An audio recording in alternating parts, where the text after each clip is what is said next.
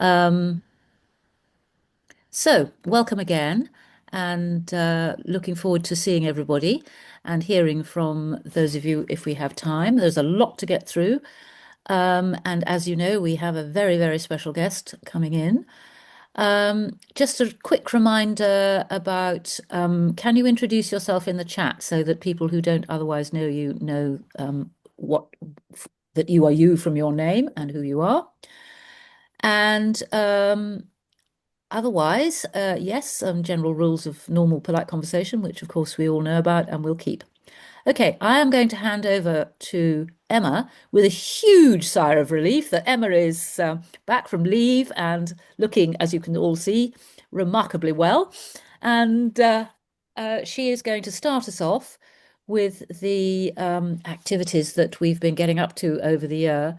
And what a lot of progress we've made in 2025. It's just fantastic the way the whole thing is taking off. Emma, over to you. Indeed, thank you very much. And it's so lovely to see so many of you here today. Thank you so much for giving us even more time to hear about everything we've done in the year. And let's be honest, we're not going to be able to get through it all because there's been so much. No. But if nothing else, I want you all to leave with a feeling that because of you, we have got ourselves just that bit closer to achieving PR. So we're going to do a run through of some of the amazing things that we've achieved this year. And actually, Susanna's going to start by talking about the high level updates in politics, and then we're going to move on to a couple of the other things that we've done. Susanna. Right. Okay. So, well, you all will know that the most important thing that happened in Westminster this year was the launch of the all-party parliamentary group for fair votes, which was supported by Make Votes Matter. It's now the largest in Parliament with 158 parliamentarians, with growing numbers of MPs joining throughout the year. It's been really growing since it started, which is wonderful. So that's a very important step forward for all of us. We've a thing that I remember very well because it was my first time sitting in the House of Commons watching a debate was Sarah Olney's 10-minute rule bill, where Parliament voted in favour of proportional representation for the first time, with MPs from across the House, all parties, were there and speaking, and we got a majority in favour. A very good one. Then the English Devolution and Community Empowerment Bill saw MPs vote in favour of scrapping first past the post for mayoral and PPC elections, with speeches made across the House for PR, which was wonderful. The whole issue is really gaining traction and becoming really salient in all over the country. So, as a result of that, increasing coverage of PR in podcast and mainstream media, regular mentions on the rest is politics, the newsagents, LBC, BBC Question Time, and other places. It's really, really getting going, this question. And we now have significant calls for a national commission on electoral reform right across the whole political world and in academia, everybody from John Curtis down saying that we need a sensible way to elect our politicians. And next year, the elections bill will give us a chance to shine a light on the destructive impact first past the post is having on our politics. So it's a real moment for us to shout up and down the country that we need PR, and the elections bill doesn't have it at the moment, and we're jolly well going to get that changed. Thank So you. that is the high level stuff. And Emma, back to you. So one thing that really interests all the politicians that I speak to is the shift in public perception around voting and particularly around proportional representation. And there have been three big sort of polls that have come out this year that's worth reminding ourselves about. YouGov, which is one of the bigger pollers in the country, showed that just 26% of the population support first past the post as its way of electing people to Westminster. We've also seen a real shift in public support cross-party wise in PR, and now there's an estimated 0.7 million Tory supporters who believe that PR is the best way of voting in Westminster, and that is a real change. Before, Conservatives always believed that first past the post was serving them better. And of course, the stat that we use a lot, but I know you all do, but remind ourselves over and over and over again that the British Social Attitude Survey, which is this big longitudinal survey that happens on a yearly basis, found that 60% of the public now back electoral reform. So, from a public perception point of view, everything's to play for. And the more we can put that in front of politicians, the more likely it is they will move. But this is really about you today because none of this could have been achieved without you. And I think it's like great for you, hopefully great for you to know that our numbers are growing. So now, thanks to you, we've got over 100,000 supporters, which is a real milestone and we're really proud of. And we hope to grow even further from that. Nearly every MP in Parliament has been contacted by a local MVM activists, and the only ones who haven't are actually those who are based, who are not sitting in Parliament, the Sinn Féin MPs. Otherwise, we've covered a lot of them. We have got so much more local press than I think we'd ever imagined. And that is because of your amazing activities and actions that you've been doing across the country. And we'll have more on that later. We've also had 2.5 million impressions on social media. And the big shift for us has been about this volunteer-led content. And, big shout out, as not always, but quite often is the case, to young MVM who have really taken the mantle and are doing some amazing things on our social media sites. We've lost count, and maybe we need to work together on counting better, but we've lost count of the amount of people who have had their doors knocked on, how many of you have spoken at events and run street stall, but we know that thousands and thousands of people have received a leaflet thanks to your work in the community. And we've been doing more and more events from universities, lots of online, of course, community action and schools. And these events are really, really having an impact. So thank you. And thank you to all the people who not only do street stalls, but think of these creative ways of getting the message across. So whether it's flying a kite on a beach or driving in a convoy on a big motorway, you've done it all. So thank you so much. And tomorrow, we're going to be handing in a petition to the Democracy Minister with ERS, Unlock Democracy and Compass. And we've had over 200,000 signatures sign that petition. And that is something you should all be proud of because you've all taken part in that. So it's sort of like a big round of applause to all you. Well done. Now, I don't know, Molly, has that guest arrived? We've not had our guest arrive yet, so we could go to the next part of our agenda and then come back to it. Oh, you're on mute. Sorry. I will keep my eye on who's entering the room. And Molly, maybe we can now hand over to you. Yep. You're going to add to some of the things that Susanna and I have just said. Yeah. Bear with me whilst I just share my presentation.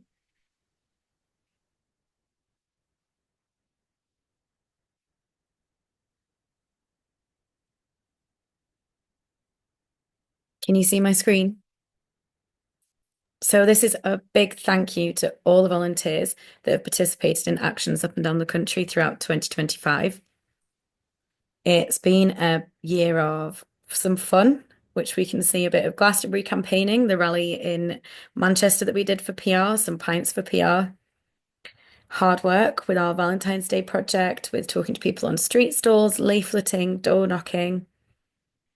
Creativity, we can see the kite flying on there. Collaboration, we've got the roundtable event organised by Young Make Votes Matter with the London Assembly, talking about how different voting systems can bring more young people into politics. We've got Livy with Billy Bragg, Femi at our youth-led rally. And we've got some special thank yous to some volunteers, even though this could have gone on all evening of saying thank you to people. We've got Samuel Jackson, who is amazing at getting local press. I counted some up earlier and I tallied it to 37, but there'll be loads more that I missed. We've got Audrey, who consistently encourages and champions other people in their activism, keeps everybody inspired and motivated, and reminds us to constantly be inclusive. Thank you, Audrey. Tatiana, who's not here tonight, but Tatiana's been working with us for about 6 months and does an amazing amount of support behind the scenes for Make Votes Matter, like keeps us all organised, keeps our drive intact. We've got Andy Beck, Abby, Ken, and Andy Watson, who've worked together to do some amazing activities throughout the Democracy Action Weekend and the rest of the year. Charlotte Blake has been amazing at coordinating actions across North London to get petition signatures and rally people together. Laurie, for your support for the speaker program, for your local event organising. I know you've just done a big one for about climate and PR. Andy Berryman for being amazing vibes, a great local organizer, amazing to work with, and the best pumpkin carver that I've ever seen. Neil, for your amazing creativity. Livy and Ruben, who've been there from day one, late last year, in starting Young Make Votes Matter, and then have since then become just such a backbone of the campaign. And Paul, who's we don't know what we would do without him, attends all of our team days and supports us in so many ways, including making the website a million times better. Thank you, Paul, for everything you do. And then we're going to hand over so that we can hear from Livy. I don't know if Livy wants to unmute, and I'll continue sharing the presentation. Yeah, so this part is just a little update from Young Make Votes Matter, which has grown considerably. We now have 81 members, which I think has nearly quadrupled in the last 12 months, something like that. So we have a lot more members and have been able to do a lot more, which is really exciting.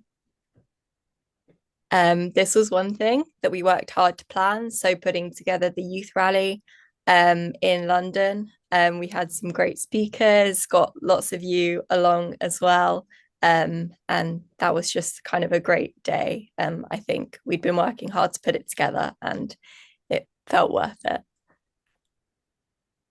Then this was more recently. So the London Assembly Roundtable, we brought people together. So we had people from the London Assembly members from all parties represented there, which was really great. Also a young person speaking, talking about, the kind of challenges, but huge positivity they had working cross-party in the London Assembly. And obviously they're elected via PR. So lots to learn from that.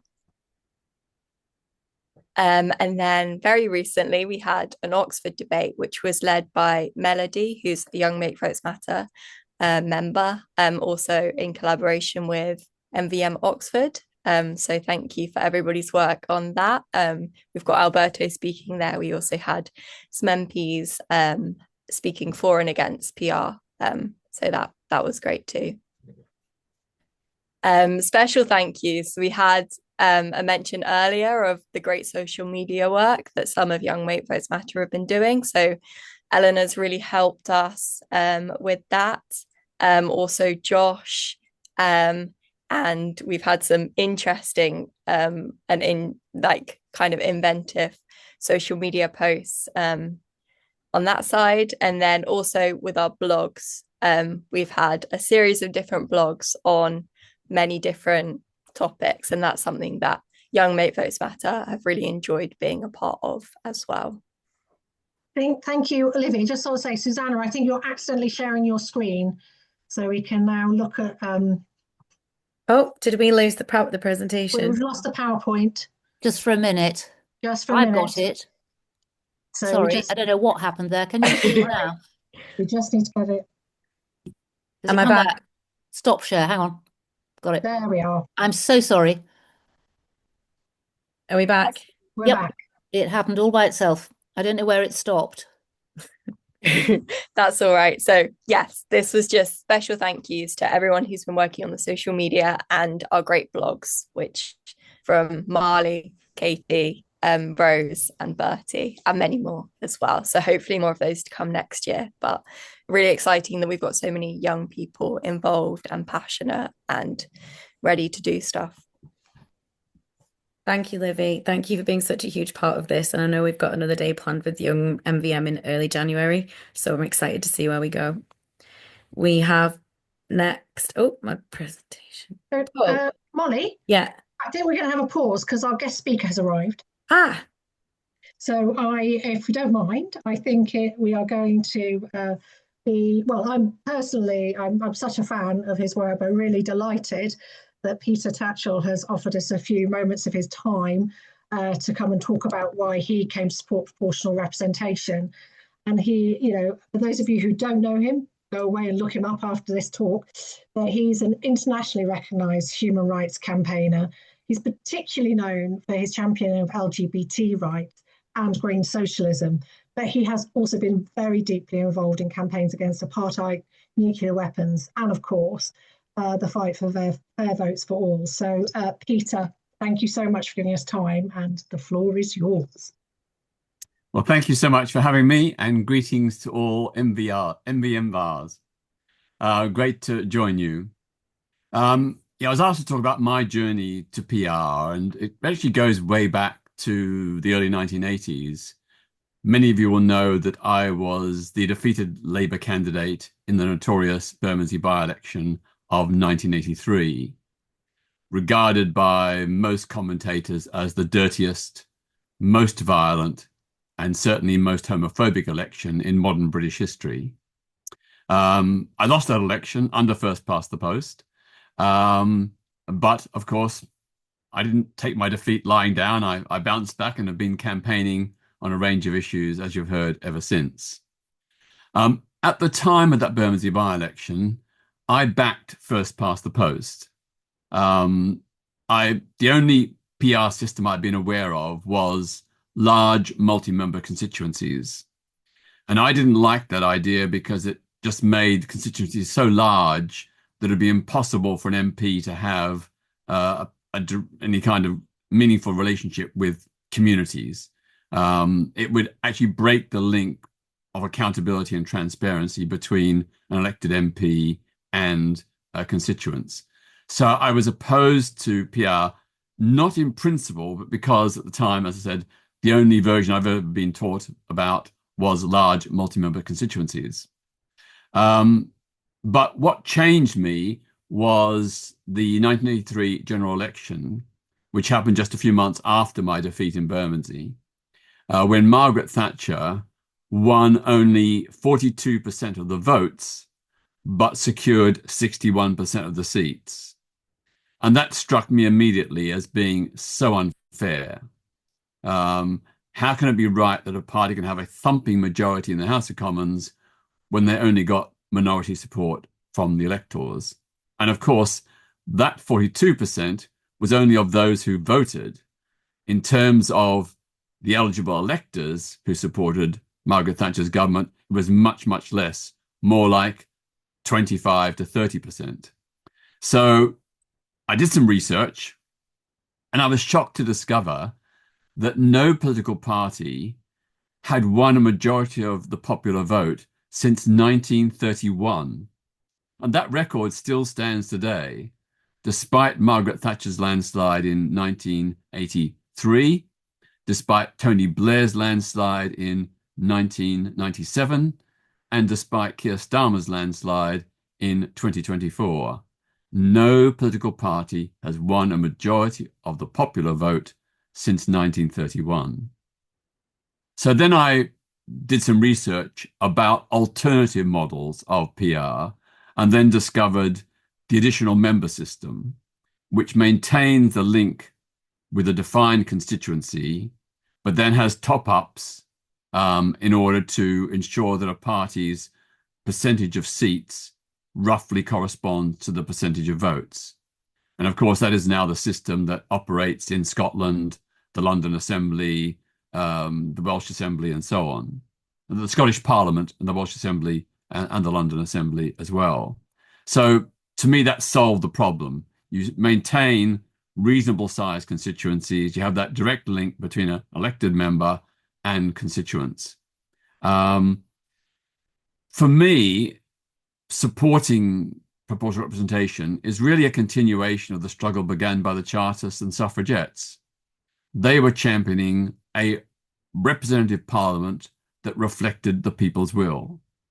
And despite many different voting reforms over the years and decades and centuries, we still don't have a representative parliament. So that's why I say the struggle for PR is a continuation of what the suffragettes and before them the Chartists fought for. So after 1983 general election and seeing that disproportionate result where the Tories got that huge majority on a minority of votes, I linked up with Bruce Kent, who many of you may remember was involved and a leader of the campaign for nuclear disarmament. We were two people of very similar minds, and we worked on the idea of what we called an anti-Tory alliance.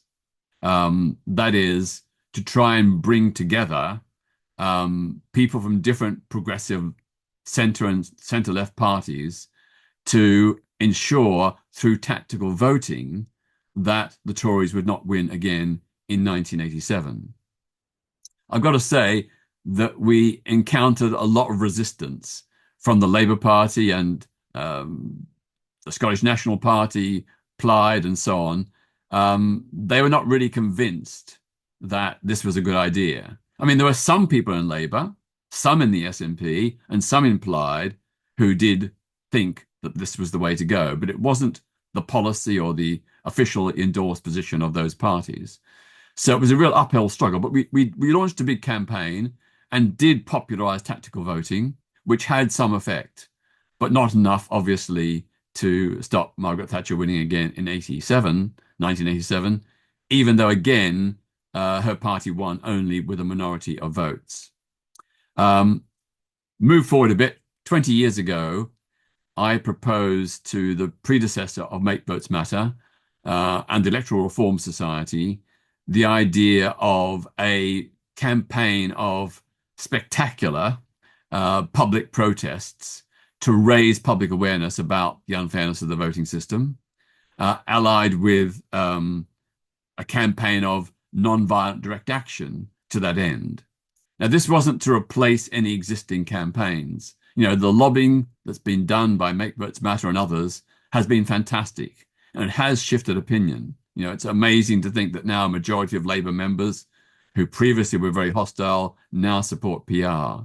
We've got some of the big unions on side, and of course, within the SNP, Plaid Cymru, the Greens, and even for a while, Reform, there was a commitment to PR. So you've achieved enormous changes in public perception and public opinion. And that, of course, is the key to changing the voting system. You know, when we can show that the public is on side, it emboldens more MPs to vote for that change. But I just think that that has reached a certain plateau. And I think, you know, we need to think about perhaps in the future expanding that with more visual protests and, of course, perhaps even non-violent direct action and civil disobedience. I won't go into any details here about that, but I think that's an idea we ought to consider. You know, it's modeled on the suffragettes. They use certain tactics. I would never advocate violence of any kind, but non-violence as a way of upping the ante to reform the voting system, I think is a way to go. And I feel so strongly about it that, you know, within some limits, I'd be prepared personally to go to prison. The voting system is so unjust, so unfair. It's denying the will of the British people. And I'm sure there are many others out there who would be prepared to take risks, to take a stand, to push this issue onto the public domain. And I think, you know, every successful movement for social change has begun outside of Parliament. It's often been a combination of insider lobbying, you know, lobbying MPs, lobbying government ministers, but also street protests as well. So I just think that's possibly the way to go in the future, but that will be up to Make Votes Matter and others to decide. So I think I'll finish there in case anybody has any questions or anything else they'd like to talk about. Thank you, Peter. I'll just quick, if anyone has got a question, please do raise your hand. It was very inspiring. I also am looking intently at your poster about the wealth tax. So it's kind of, there's a lot going on at the moment, but it's so important and that we need to change to make this country better. So thank you. If anyone has got any questions, I think everyone's at the end of like term feeling. So thank you very much for your time. And I am sure people will be in touch with you about street protests and things like that. So, well, we're going to have a discussion with Make Votes Matter, Electoral Reform Society, Unlock Democracy, and others absolutely to see whether this is an idea that is worth pursuing, and then then we will take it forward, and you'll all be informed if people decide to go ahead with it. But it's my suggestion. It's up to others to decide. Yes, definitely getting some nods and some thumbs up, Peter. So we shall be in touch for sure. Right. Thank you. Thank you so much for your time. I really appreciate it. So Molly, I'm going to hand back to you so you can carry on your extravaganza of the year. The thank you session. Okay, I'll just get the presentation.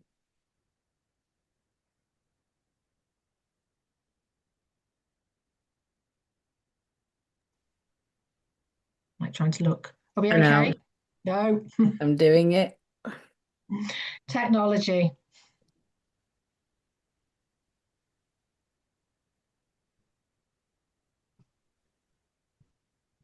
We were about to go to Paul. Is Paul on the call? Yeah, I'm here. Hello. Yay, Can you hear me? Yes, we can. All right, great. So I was asked to talk a little bit about being a Make Votes Matter volunteer, why I do it, what I've been doing, and so on. So yeah, this is a picture of me in a barrel after going in a sauna in Margate. Not related to the presentation. I was just looking for pictures of me, and I like this one. Next slide, please. Who am I? Quick intro to me. I'm half British, half New Zealander.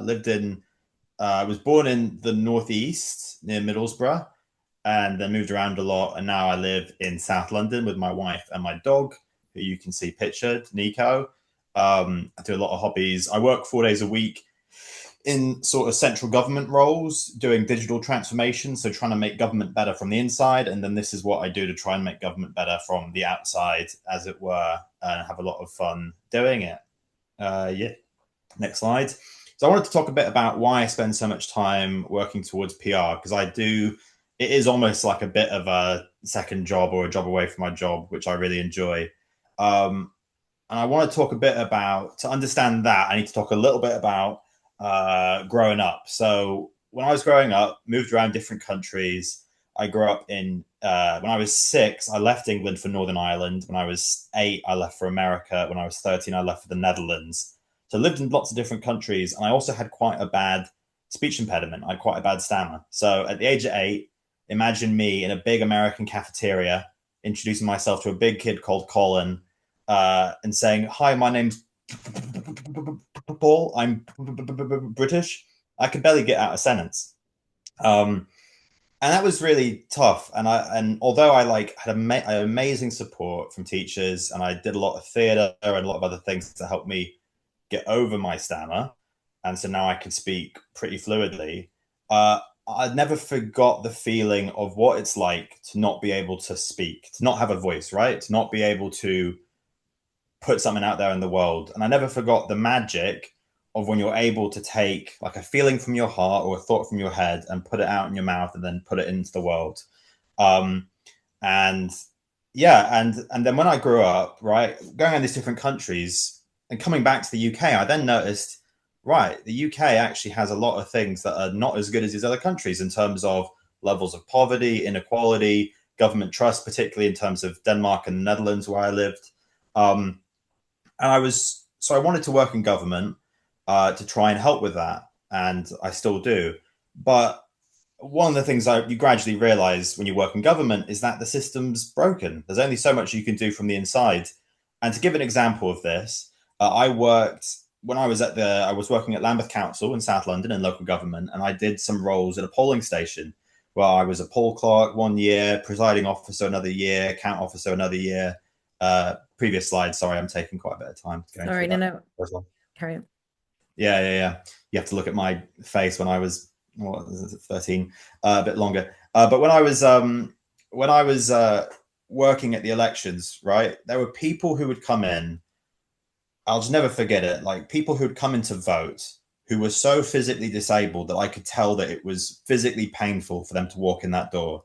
They would take 5-10 minutes just getting from the door of the polling station to the polling booth and then be in pain trying to cast their vote. I had a woman who was so arthritic that I had to, as the presiding officer, I had to physically write her vote for her because she couldn't do it. And I found it so upsetting knowing that of the people that actually made the effort to go in and vote, in my area, around 82% of votes didn't even matter. And I know that woman's vote didn't matter. I know it wasn't counted because she voted for a party that wasn't the big one in that area.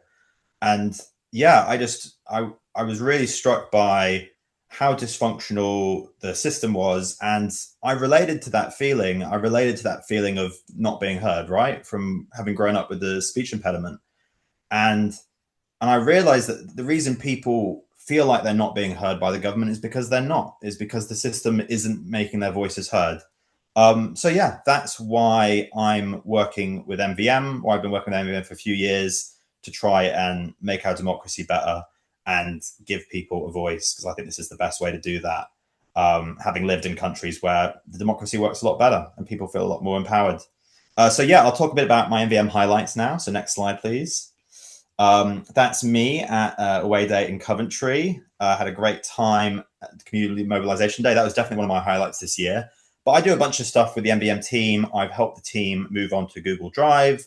I facilitate a lot of workshops in the team. Professionally, I'm like a sort of tech project manager. So I get involved both in the sort of people and sort of people processes meetings sort of side, as well as the more tech geeky side of website and CRM and other tools. If you go to the next slide, I also developed a couple of games that we've used in the team to help tell people about, sort of explain PR on a more simple level. I've done some work on the website, as I said, done some work on the T-Mill shop as well. Yeah,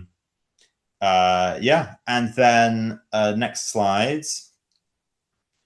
For me, being a volunteer at MVM, it's a real joy. The team are fantastic, and I've learned a lot from Emma, from Molly, from everyone on the team. In terms of how I try and do it, I try and be super patient, proactive. I recognize that there's only a limit to what I can do. I need to follow the team's lead, and they'll have things that they understand way better than me. So always taking those opportunities to learn from the team, being humble about my own ignorance, asking curious questions. I've really made a time commitment to the organization in terms of accepting that it would take me, at the very start, I knew it would take me a long time before I was able to really contribute a lot. And now I feel like I'm getting to the stage where I can contribute a lot more than I used to, because I just have that bigger context and that knowledge, which I've gotten from the team's wonderful patience and openness with me.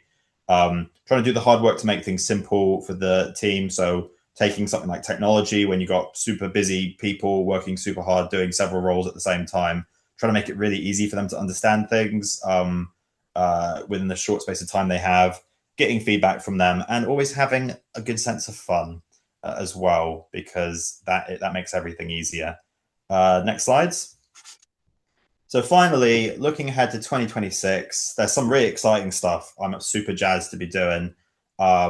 We're going to be doing some work on the MVM branding, which should be fun. I'll probably be, I think I've already been in touch with a few of you about that to get your insights and ideas, like Abby. There'll be more as well. More stuff on the website, possible more behind the scenes stuff with CRMs and stuff. And yeah, and basically doing whatever else. I'm a bit of a Swiss Army knife, doing whatever else the team feel like I can do to add value to the campaign. So if there's anything else that anyone, if any of you on this call who hasn't met me want to know a bit more about what I'm doing or want to be in touch, please feel free to reach out. Thanks very much. Thank you, Paul. I know that we couldn't be more grateful for all the time that you give us and are constantly learning from you, and can't wait to work with you more in 2026. Next, we have Abby, who's going to talk a little bit about her work with other Northern groups in the UK and the rally that we held in over the Democracy Action weekend. Abby, are you here to unmute?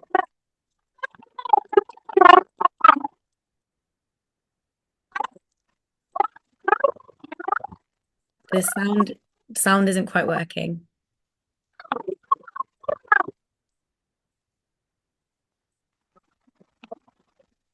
In my experience, Abby, of such quick reboot would probably be the most efficient solution. I can fast forward and come back to you, Abby, and go to Andy if Andy's here. I am here. Do I sound like a fish? Nope, not like a fish. Okay. Yeah, right, hello. It's nice to see everyone, and I hope Abby gets her microphone sorted out so we Is can hear that? from her Can as you well. look say that? Okay. Oh, she's back. She's back. Fantastic. You go ahead, Andy. We'll come back to me. Are you sure? Okay. We'll do yours in reverse, Abby. Brill. All right. I'll be very quick. This is our last Pints for PR drink. We've been having them for a year or so. I'm Andy. I'm MVM Northwest Surrey. I used to work with the team as well in the grassroots team, and it's nice to be here tonight. And yeah, this is we just get together on a regular basis in the pub. It's good. It's called Pints for PR, and thanks to Andy Beck, we've got some. The idea of getting beer mats that tell a bit of a story came out, and they were published. They were printed and sent, and now we just spread them around the pub when we go for these pints. This was our Christmas pint for PR this year. If you go to the next slide, there's 12 of us there, so we were quite happy with the turnout. You can see that it's a little bit less as the year goes back in time. We did one in 2025, and there's half as many people, so it's growing. And there's always a lovely atmosphere. People from all sorts of different ends of the spectrum in terms of the electoral, whoever they support, but we all come together because we all obviously want to change the voting system. And yeah, they're just really nice events to have. So I was invited on to talk about that and to talk about some recent door knocking we did. I've always been a bit of an advocate for door knocking. We went out as a four.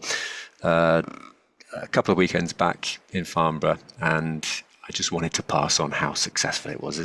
We spent about an hour and a half out there, which was all it took to gather about 20 signatures in one street. I think every other door that was opening was saying, yep, sign me up. And it was no fuss. It was a pleasure. Honestly think that I was there with a couple of people who door knocked with their own party, and they're like, well, yeah, you can get the door slammed in your face, can't you? But that's never been really my experience, and unless they assume you're with a political party. But if that's the first thing you tell them is, no, it's about politics, but not about a political party, then the door usually stays open, and it's usually extricating yourself from a very long conversation that's the problem, not getting someone to support, because everyone seems to be supporting. So I think something might have shifted since the last time I tried it, because this was particularly good, and we now have enough signatures on our petition to move on to the next stage of what we're doing down in Aldershot. So I thought that would be nice to share. Which was amazing. Thank you, Andy. You missed us because we shared your amazing PR pumpkins that you made for Halloween a little bit earlier in the call as well. I think you didn't quite catch it. Oh, I'm very flattered. Yeah, my computer lied to me and told me it was the wrong time. It's never done. I don't know what happened. I think taking pumpkin carving lessons from you for next October. And then, Abby, is your microphone working? I hope so. Is it sounding okay now? Yeah. Fantastic. Lovely. Well, thank you, everybody, for your patience there. I've got a couple of slides just to talk about a little bit this rally and in general sort of collaborations across the northern groups, because that's this year. We've done a couple of big events that really have been, taken more than one group to put together, and I wanted to honour that cross-working. So this first one here is the Rally for Real Democracy, which we had on the 1-year anniversary of the last year's election, the most disproportionate general election recorded in the UK, or something to that entail. I know that the youth rally, which we've already heard about, was happening in London the same weekend, and we wanted to create an equivalent northern location that folks could join, so that there was sort of an accessible point from each side of the country. And we met in St. Peter's Square, which is where 200 years ago the Peterloo pro-democracy rally turned massacre took place, as well as where the statue of the suffragette Emmeline Pankhurst resigned. So it's a place with a lot of democracy history to really draw our energy and inspiration from, and that was quite magical. For this one, the Manchester group had the reins, but we had a lot of help from MVM groups in Warrington and West Lancs in Yorkshire, and thanks to the Andys and Ken and others involved in that. We wrangled some great speakers and a couple of music acts with some silly parody lyrics, so leaning into the fun side, which I think has been mentioned as well. You've got to make it novel. as well as a sign-up stall and sort of information stall, and a few people dressed as suffragettes, which we then took with photo with Emmeline Pankhurst, which was cool.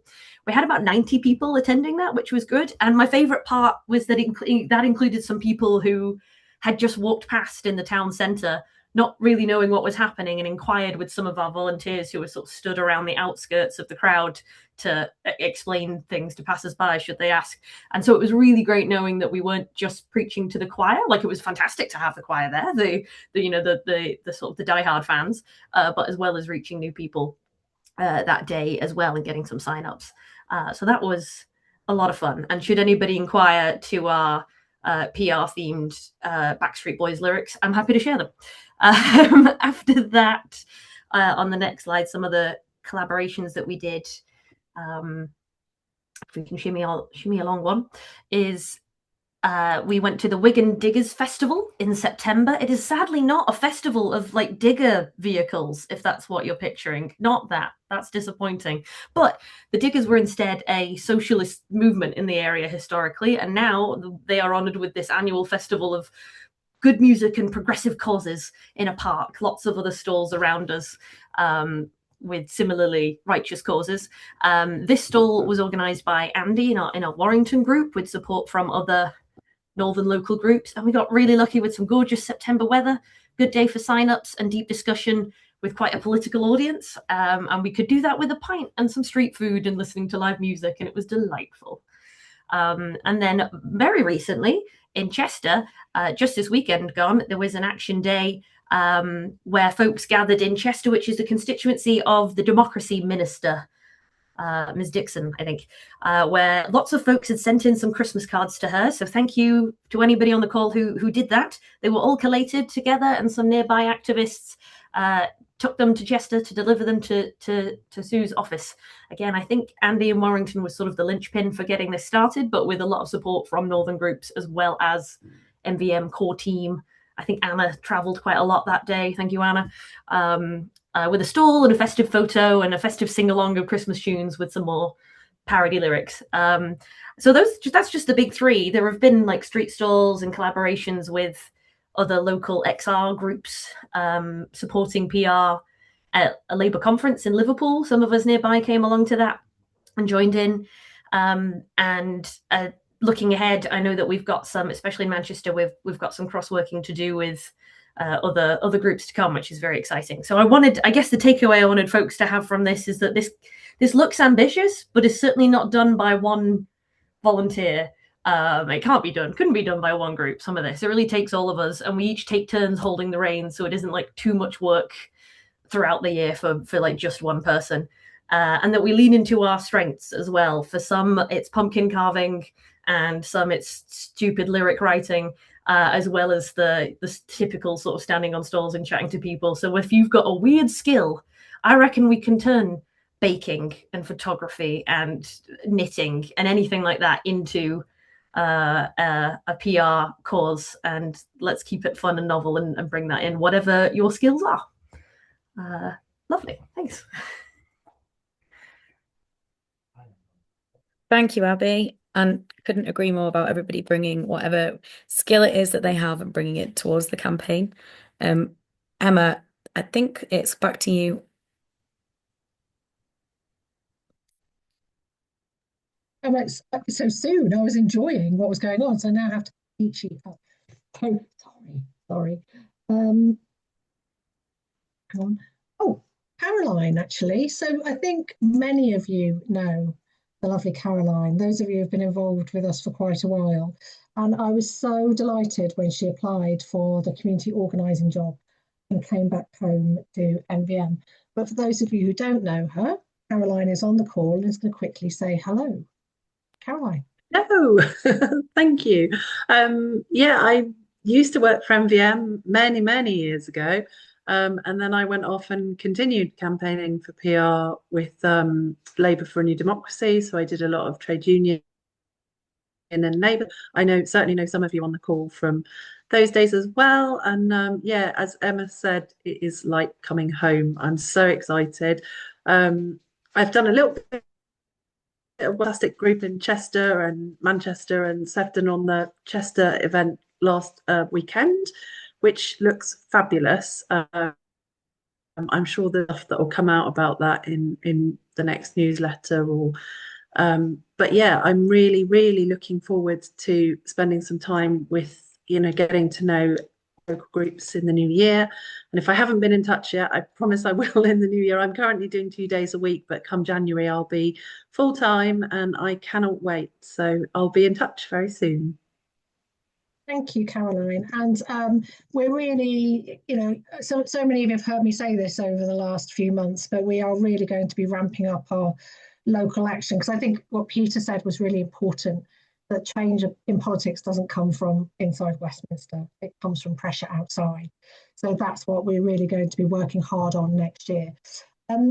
We have a few minutes. I don't know if anyone would either like to ask any questions or whether they've got a thank you that they would like to share, but you are more than welcome to take the floor. So if you've got something you'd like to say, please put your hand up and I will desperately look for hands going up. Or not.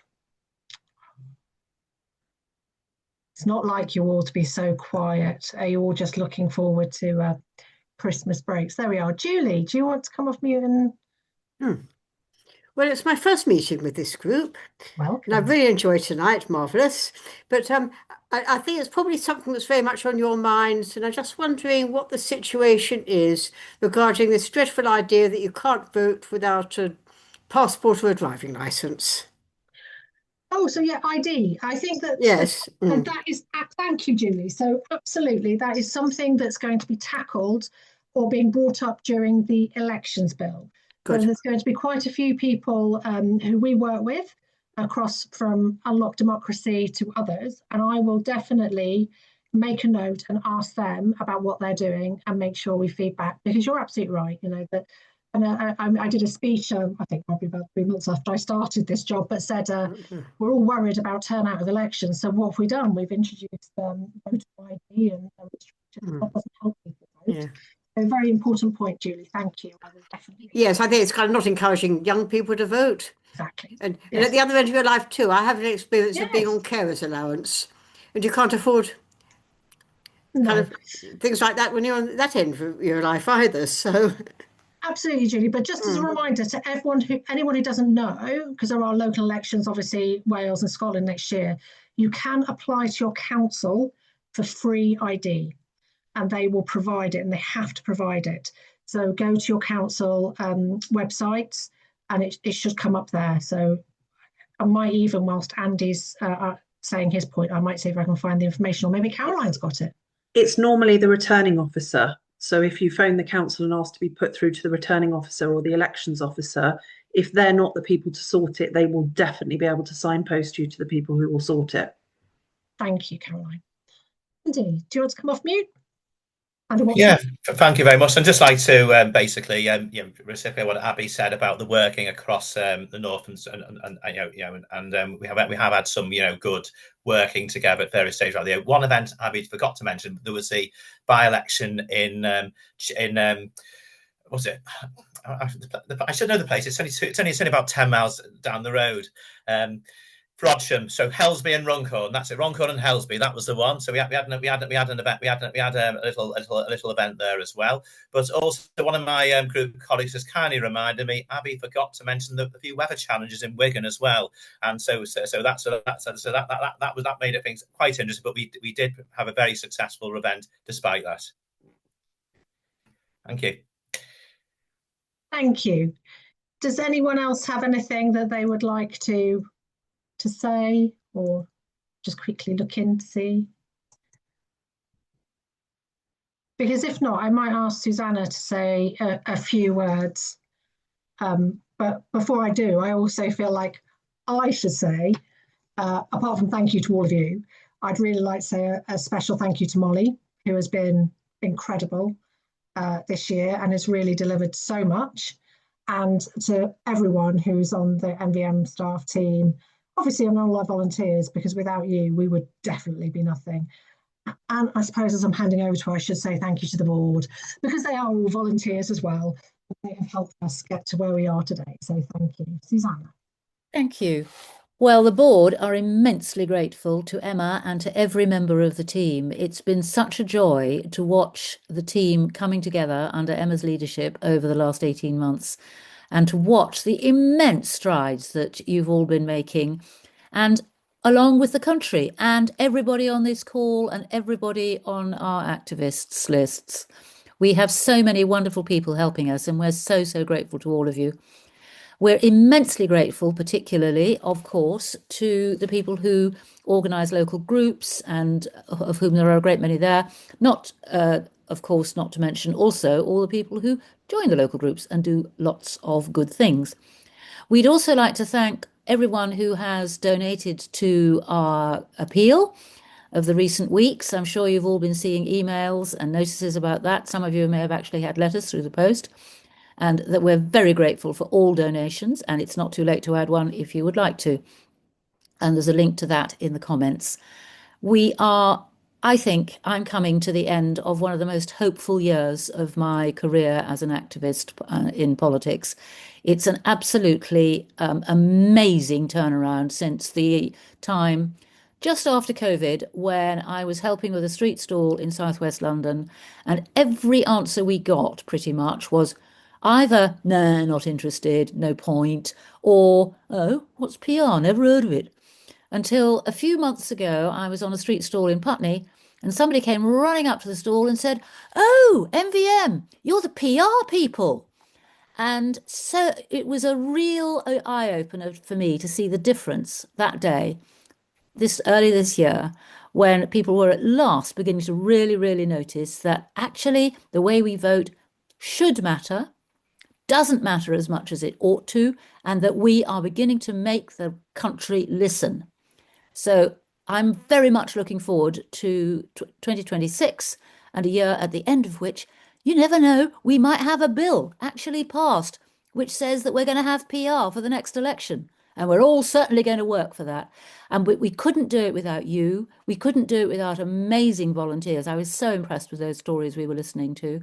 And we couldn't do it without everybody on this call and everybody else who's involved one way or another. Not to mention all the people who are going to watch this on the recording because they weren't able to get here tonight. There were a great many of them, I'm sure.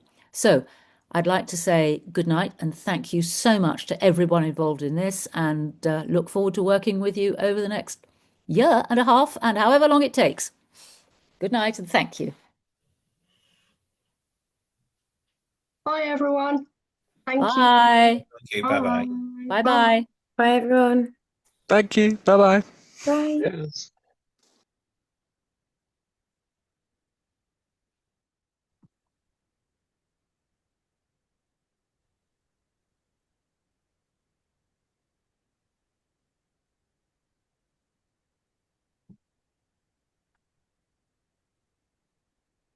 Okay. Thank you.